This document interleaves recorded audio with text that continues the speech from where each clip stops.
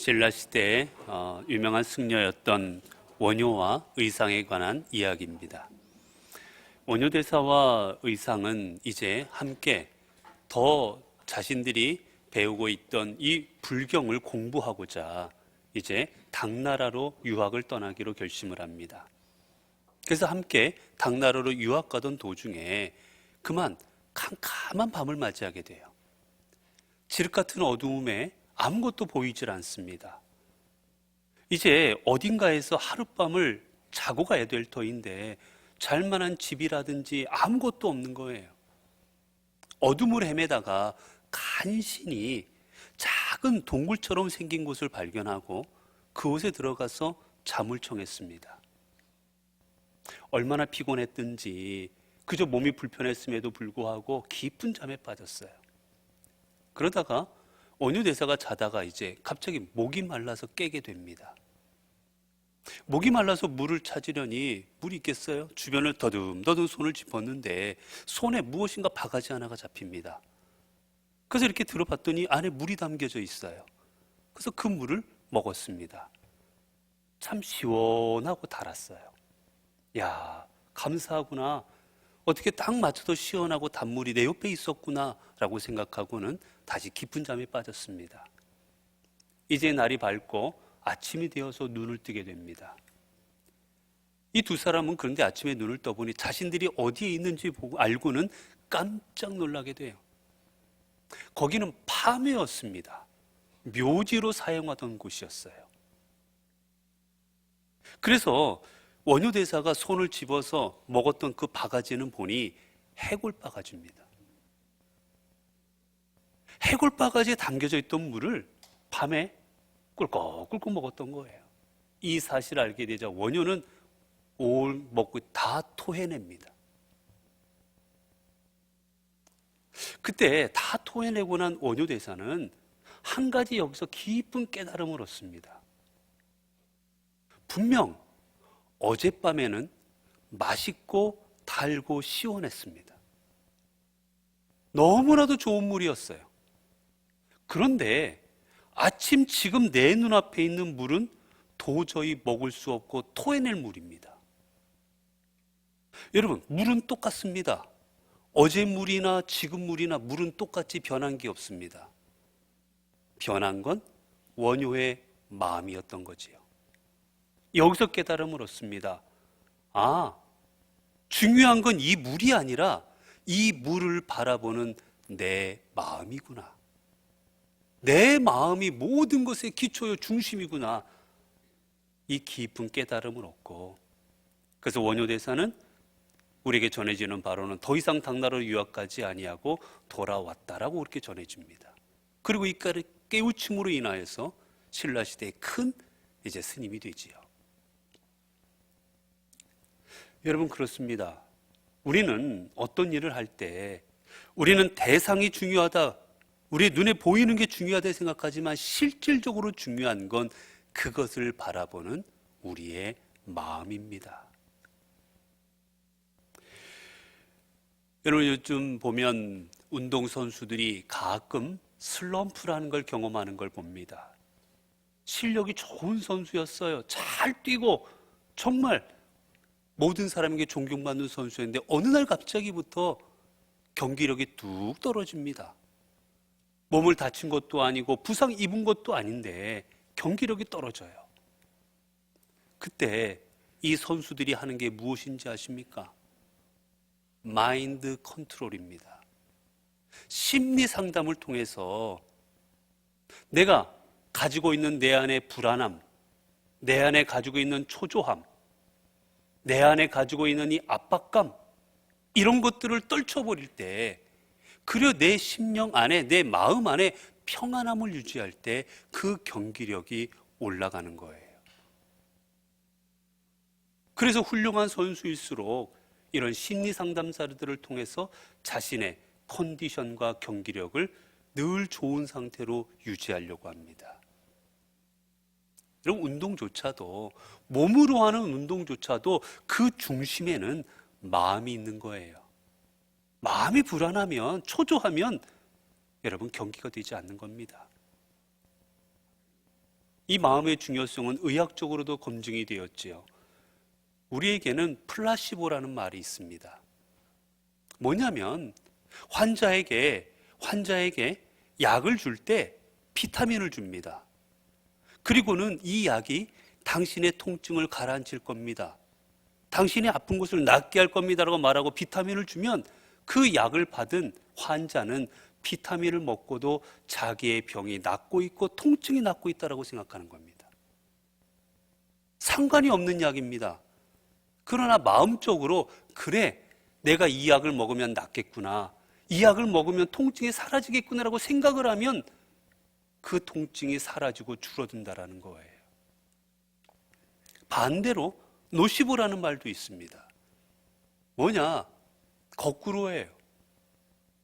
1950년대 영국에서 이제 배에서 물건을 실어 나르고 하는데 일하는 한 선원이 있었습니다. 이 선원이 이제 와인을 배에서 내려서 이제 하역하는 일을 감당했어요. 그런데 실수로 그 하역하다가 컨테이너 안에 갇혀버리고 말았습니다. 그리고 그가 갇힌 줄 모르고 그 컨테이너는 배에 선적이 되어서 포르투갈의 리스본으로 돌아가게 되었어요. 나중에 리스본에 도착했을 때 그 문을 열었을 때 그 선원은 이미 죽어 있었습니다. 그리고 그 선원이 안에 갇혀있던 그 벽에는 그 선원이 그 안에서 경험했던 것들을 빼곡하게 적어놓은 글이 있었어요. 내용 간단했습니다. 점점 공기가 희박해져 가고 있다. 점점 숨을 쉴 수가 없다. 더 이상 살 수 없을 것 같다. 그리고 또 다른 내용은 이것이었습니다. 내 몸이 점점 얼어붙고 있다. 내 몸이 점점 차가워지고 있다. 추워서 얼어 죽을 것만 같다. 실질적으로 그 사람 거기서 죽고 말았습니다. 그런데 그것을 발견한 사람들은 깜짝 놀라요. 왜냐하면 이 컨테이너가 전원이 연결되지 않았습니다. 안에가 냉장이 되고 있지 않았던 거예요. 안의 온도는 19도였습니다. 여러분, 19도면 우리가 지내기 가장 좋은 온도입니다. 시원하고. 결코 사람이 얼어 죽을 온도가 아니에요. 그리고 그 안에는 이미 공기도 충분히 있었습니다. 산소도 부족하지 않았어요. 심지어는 그 안에 먹을 수 있는 음식까지도 있었습니다. 그런데 나는 죽을 것 같다. 난 여기 갇혔으니 죽을 거라고 생각했을 때 그는 실질적으로 죽고 말았던 거예요. 여러분, 그렇습니다. 우리는 내가 지금 내 마음을 어디에 두고 있고, 내가 어떤 생각을 하고 있고, 내가 어떻게 내 마음을 결정하고 살아가냐에 따라서 우리의 삶은 전혀 달라지는 겁니다. 사람들은 겉모습을 중요하다고 생각합니다. 그러나 실질적으로 우리에게 중요한 것은 겉모습이 아니라 우리의 마음입니다.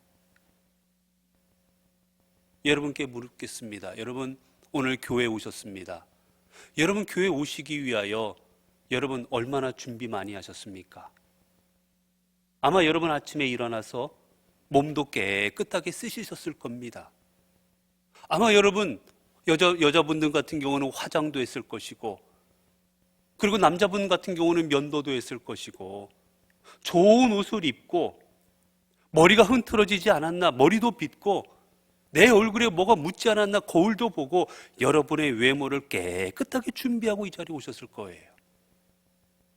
웬만하면 1시간 30분 이상은 준비하고 오셨을 겁니다. 여러분께 다시 한번 묻겠습니다. 자, 그런데 여러분 교회에 오시기 위하여 여러분의 마음은 얼마나 준비하고 오셨습니까? 내가 사람들에게 보일 수밖에 없는 내 외모에는 그토록 신경을 쓰고 우리가 교회에 왔는데, 여러분이 하나님 앞에 예배드리기 위해서, 여러분들이 하나님 앞에 나와 하나님을 경배하기 위해서 얼마나 여러분의 마음을 준비하고 이 자리에 오셨습니까? 세상 가운데 살아가며 누군가를 미워했던 마음, 세상을 살아가며 누군가를 저주했던 마음, 세상을 살아가며 가지면 안 됐던 수많은 죄악된 마음들, 그 마음들 내려놓고 이 시간 주님 앞에 나아오셨습니까? 정말 내 안에 예수 그리스도를 사랑하는 마음으로 하나님께서 한 해를 그렇게 보살펴 주셨으니 내가 하나님 앞에 경배하는 게 당연하다라는 그 은혜의 감격한 마음을 가지고 오늘도 주님 앞에 나와 예배를 드리시고 계십니까?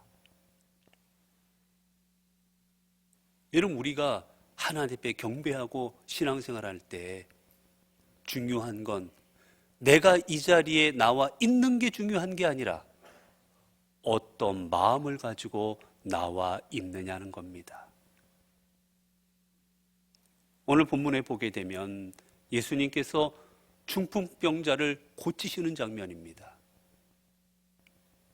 자신의 힘으로 예수님께 나올 수 없었던 그를 사람들이 지붕을 뚫고 줄을 매달아서 내려보냈을 때 예수님은 그 사람을 보시고는 마음에 감동이 있으셨습니다. 뜨거워지셨습니다. 그렇게 그에게 오늘 본문에서 이렇게 말씀하시지요. 작은 자여 내 죄사함을 받았느니라. 작은 자야, 내가 죄사함을 받았다. 염려하지 말아라. 얼마나 은혜로운 말씀입니까? 얼마나 감동의 말씀입니까? 이 자리가 얼마나 뜨거운 자리입니까? 그런데 그 모습을 보고 있던 서기관들이 있었습니다. 그 서기관들은 주님께서 내 죄사함을 받았니라고 선포하시자 주님을 향하여 이렇게 생각합니다. 도대체 당신이 뭔데? 도대체 당신이 누군데 저 사람의 죄를 사하느냐? 하나님 한 분밖에는 사람의 죄를 사하지 못하는데 당신이 뭐라고 지금 사람의 죄를 함부로 사하고 있느냐? 속으로 예수님을 비난하고 있습니다. 겉으로 얘기한 게 아니에요. 겉으로 표현하지 않았습니다. 마음속으로 생각하고 있었습니다. 그때 본문은 그 상황에 대해 예수님께서 이렇게 말씀하셨다고 기록합니다. 그들이 속으로 이렇게 생각하는 줄을 예수께서 곧 중심에 하시고 이르시되 어찌하여 이것을 마음에 생각하느냐. 주님께서는 이들이 말도 하지 않았지만 주님은 이들의 마음을 아셨습니다.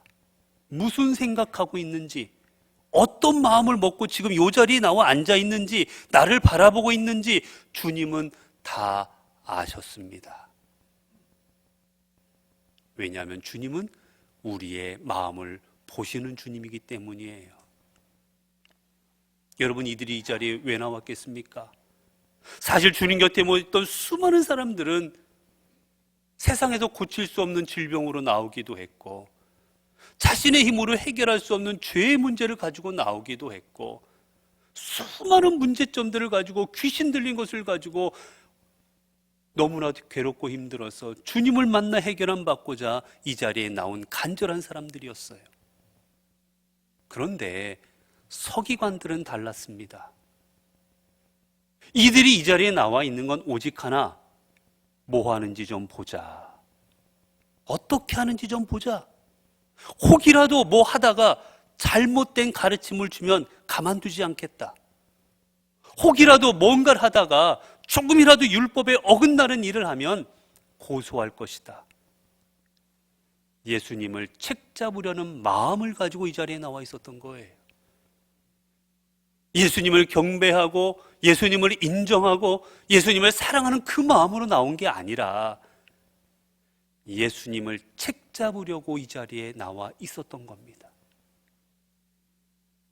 그리고 그들의 마음, 표현은 안 하고 숨겨놓았지만 그 마음을 주님께서는 다 보시고 아셨던 거예요. 여러분, 이런 마음으로 주님 앞에 나왔을 때 그 삶의 결과가 어떠했습니까? 예수님께서 사람들을 향하여 수많은 복음을 선포하십니다. 예수님께서 그들을 향하여 이적도 베푸셨습니다. 병든 자를 낫게 하셨고, 때로는 그들에게 오병이어의 기적을 통해 수많은 사람들을 먹이기도 하셨고, 귀신을 내어 쫓기도 하셨고, 죄사함의 은혜도 주셨고 수많은 일들을 하셨습니다.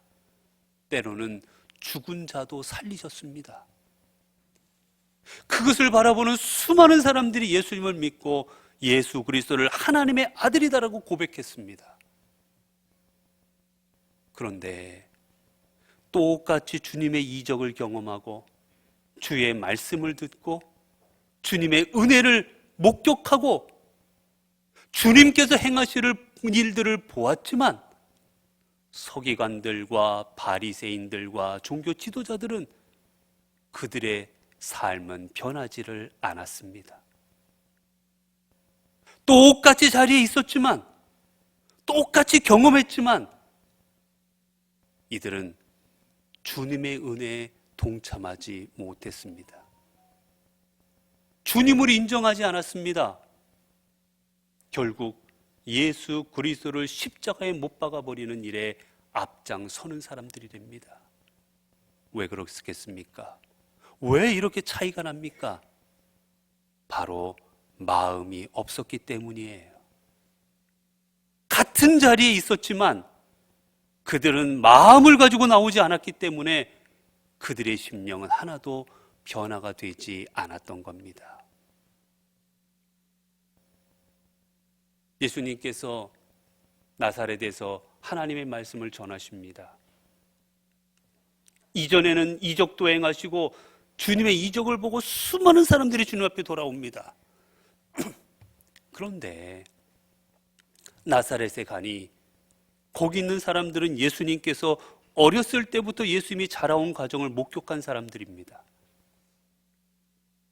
그 사람들은 주님을 받아들이질 않습니다.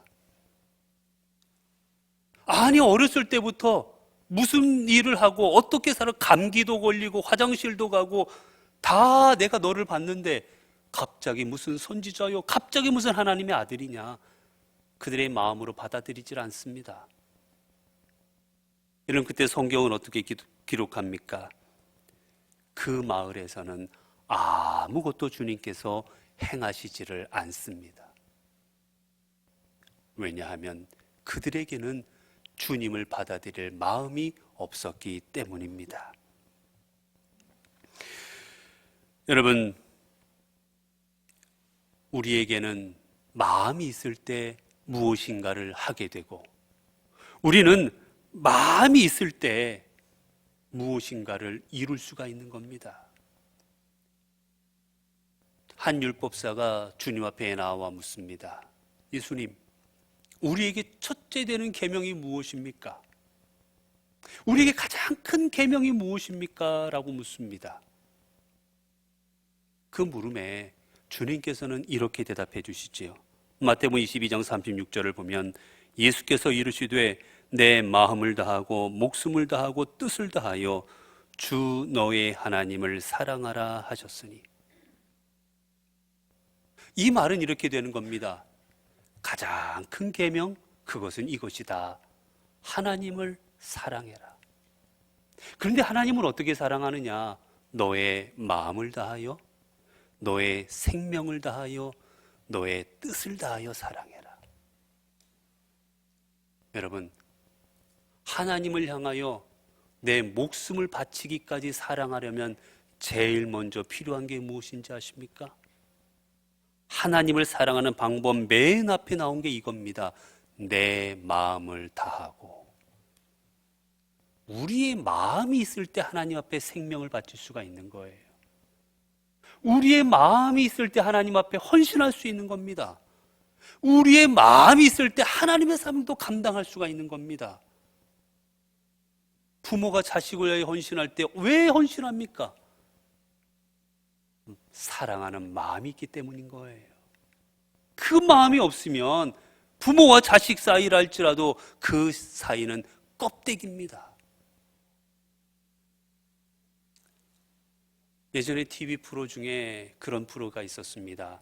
히말라야인이라는 프로가 있었어요. 그 내용은 히말라야의 고산 지역에 살아가고 있는 마을 사람들의 이야기입니다. 가난하고 힘도 없고 아무것도 없는 사람들이에요. 그저 히말라야 산에서 약초 캐고 그곳에서 살아가다가 그저 근근히 살아가다 다 그저 생을 마감합니다. 별 희망이 없어요. 이들에게는 희망이 하나 있는데 뭐냐? 자식들은 나처럼 살게 하지 않는 겁니다. 자식들만큼은 나처럼 고생하다 그냥 여기서 죽게 하지 않고 싶은 겁니다. 그런데 문제는 자식들이 뭔가를 배우려 해도 성공시키려 해도 학교가 없어요. 워낙 시골 마을이라. 그래서 학교까지 가려고 하면 먼 길을 가야 됩니다. 부모들은 그 먼 길로 아이들을 보냅니다. 그 아이들은 한 학기 동안 그 학교에서 먹고 자면서 공부하게 되는데 문제는 이 아이들을 이제 방학 때는 집에 왔고 이제 방학이 끝나면 학교로 데려다 주는 과정인 거예요. 겨울방학이 끝나고 나면 이제 애들을 데려다 줘야 됩니다. 그런데 히말라야 산중입니다. 무려 가는 길은 열흘이 넘습니다. 중간에 집도 없어요. 아무것도 없습니다. 열흘이 넘는 그 빙판길을, 그 눈 덮인 산길을 부모들은 자식들을 업고 안고, 그리고 그들이 써야 될 물건들을 짊어지고, 그리고 그 길을 갑니다. 때로는 영하 30~40도로 떨어지는 그 길바닥에서 노숙도 하고, 때로는 얼음이 놓여져 있는 강의 얼음을 깨고 부모들이 바지를 벗고 아이를 들쳐업고 그리고 그 강을 건너기도 합니다. 부모들의 온 다리는 다 상처투성이고 발은 동상에 걸립니다.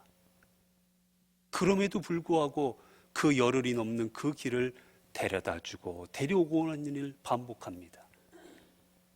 왜 그렇습니까? 사랑하는 마음이 있기 때문인 겁니다. 여러분, 우리가 사랑하는 마음이 없다면 우리의 삶은 아무것도 아닐 것입니다. 우리가 마음을 가지고 사람에게 나아갈 때 마음 없이 사람에게 나아가는 것도 아무것도 아닌데, 하물며 하나님 앞에 나아가는데 우리가 마음 없이 나간다면 여러분, 우리의 삶이 무슨 의미가 있겠습니까? 이스라엘 민족은 하나님을 경외하지 않음으로 인하여 그들은 멸망당하고 맙니다. 그런데 성경의 기록을 보면 그들이 그 멸망당했을 때 그 모습, 그들은 제사를 안 지낸 것도 아니었습니다. 율법을 안 지킨 것도 아니었습니다. 열심히 제물을 바쳤고 열심히 하나님을 섬긴다고 섬겼는데도 불구하고 그들은 멸망합니다. 이유를 이사야는 1장 11절에 15절을 통해 이렇게 말하지요. 여호와께서 말씀하시되 너희의 무수한 제물이 내게 무엇이 유익하뇨? 나는 숫 양의 번제와 살찐 짐승의 기름에 배를 배불렀고 나는 숫송아지나 어린 양이나 숫 염소의 피를 기뻐하지 아니하노라. 너희가 내 앞에 보이러 오니 이것을 누가 너희에게 요구하였느냐? 내 마당만 밟을 뿐이니라. 헛된 제물을 다시는 가져오지 말라. 분향은 내가 가증히 여기는 바요 월삭과 안식일과 대회로 모이는 것도 내가 그러하니 성회와 아울러 악을 행하는 것을 내가 견디지 못하겠노라. 너희가 손을 벌뗄 때 내가 내 눈을 너희에게서 가리고 너희가 많이 기도할지라도 내가 듣지 아니하리니 이는 너희의 손에 피가 가득함이니라. 주님 말씀하시면 너희가 아무리 나와서 제물을 드려도, 너희가 아무리 나와서 나한테 안식일을 지킨다 해도 너희들은 뜰만 밟고 지나갈 뿐이다. 너희가 기도해도 내가 듣지 않을 것이고 너희가 봐달라고 해도 내가 눈을 가리고 절대로 너희를 봐주지 아니할 것이다 라고 말씀하십니다. 이유가 무엇입니까? 이들의 마음은 다른 데 있었기 때문입니다. 몸은 여기와 예배드리고 있지만, 제사를 지내고 있지만 이들의 마음은 이방신에게 가 있었고 이들의 마음은 물질에 가 있었고 딴 데 가 있었기 때문에 진정 하나님을 사랑하고 경외하는 마음으로 주님 앞에 나온 게 아니었기 때문에 주님은 이들의 경배를 받지 않으시겠다고 말씀하시는 겁니다. 여러분과 가인과 아벨 주님 앞에 똑같이 제물을 드렸습니다. 그런데 하나님께서 아벨의 제사만 받았고 가인은 분노합니다. 왜 하나님께서는 아벨의 제사만 받으셨을까? 왜 하나님은 가인의 제물을 받지 않으셨을까? 성경은 이렇게 말합니다. 여호와께서 아벨과 그의 제물은 받으셨으나 가인과 그의 제물은 받지 아니하신지라. 여러분, 주님이 받은 것은 아벨의 제물뿐만이 아니었습니다. 주님이 받으신 것은 바로 아벨도 함께 받으신 겁니다.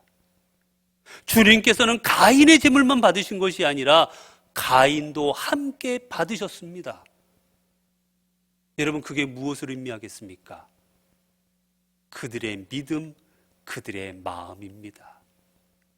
제물을 드리는 그들의 마음이 어떠한 마음이었는지, 제물 드리는 그들의 그 믿음의 삶이 무엇이었는지를 주님은 다 같이 보신 거예요. 그 마음이 어떠했는지 우리는 뒷장면을 통해서 압니다. 가인은 하나님께서 자신의 제물을 받지 아니하자 하나님을 향하여 분노합니다. 여러분, 어떻게 우리가 감히 하나님이 우리의 제물을 받지 않았다고 해서 그분께 분노할 수가 있습니까? 어떻게 감히 하나님 앞에 화를 낼 수 있습니까? 그런데 가인은 화를 냅니다. 감히 내 제물을 받지 않아? 내가 하나님 앞에 바쳤는데, 내가 노력해서 가져왔는데 왜 내 제물을 안 받아주시는 거야? 왜 내 기도 응답하지 않으시는 거야? 주님을 향하여 원망합니다. 그 마음으로 가져온 제물은 의미가 없었던 거예요. 아벨은 어땠습니까? 자기가 가장 소중히 여기는 어린 양의 첫 새끼, 가장 소중한 것, 가장 귀한 것을 가지고 주님 앞에 경배하며 함께 바쳤던 겁니다. 그래서 주님이 그의 제물은 받으셨던 거예요. 여러분, 그렇습니다. 그렇게 오늘 우리가 하나님 앞에 나와 주님을 섬긴다고 하면, 오늘 우리가 주님 앞에 나와 믿음 생활을 감당한다고 하면 우리가 신경 써야 될 부분, 우리가 하나님 앞에 바쳐야 될 것은 무엇보다도 먼저 우리의 마음일 것입니다. 하나님을 사랑하는 마음, 하나님을 공경하는 마음, 하나님 앞에 하나님의 은혜에 감사하는 마음, 그 마음으로 하나님 앞에 나서 주님을 경배할 때 주님께서 기뻐하시지, 그냥 자리에 나와서 머릿수를 채운다고 해서 하나님이 기뻐하시는 게 아니라는 거예요. 여러분, 하나님께서는 지금 여기에 앉는 분 여러분의 머릿수를 세지 아니하십니다. 오늘 이곳에 300명, 400명, 500명, 1000명이 왔다고 해서 하나님은 기뻐하지 아니하십니다. 주님이 기뻐하시는 것은 여기 모인 여러분들이 얼마나 마음을 준비해서 하나님 앞에 오셨는지, 얼마나 하나님 앞에 합당한 마음으로 주님께 드리고 있는지 주님은 그 모습을 보고 기뻐하시는 겁니다. 내 온 삶을 마음으로 드리고 있다면 여기에 모인 사람이 한 사람일지라도 하나님은 그 예배를 가장 기뻐하십니다. 사랑하는 성도 여러분, 올 한 해 어떻게 살아가시렵니까? 주님은 십자가를 지시기까지 여러분을 위하여 몸과 마음을 내어 주셨습니다. 이제 우리도 그저 형식적으로 신앙생활하는 것이 아니라, 그저 겉으로만 하는 척하는 것이 아니라, 우리의 마음을 다해 주님을 사랑하고 우리의 마음을 주께 드리는 그러한 믿음의 삶을 살아야 되지 않겠습니까? 이제 여러분, 올 한 해 우리의 마음을 하나님 앞에 드립시다. 우리의 삶을, 우리의 믿음을 하나님 앞에 드립시다. 그리하여서 우리의 중심을 보시는 하나님께서 우리를 기뻐하시고 우리를 사용하시는 삶으로 살아갈 수 있기를 바랍니다. 주님은 당신께 마음을 드리는 자를 책임져 주시고 그 삶을 인도하여 주시고 그 삶을 하나님의 은혜로 채워 주실 것입니다. 기도하겠습니다.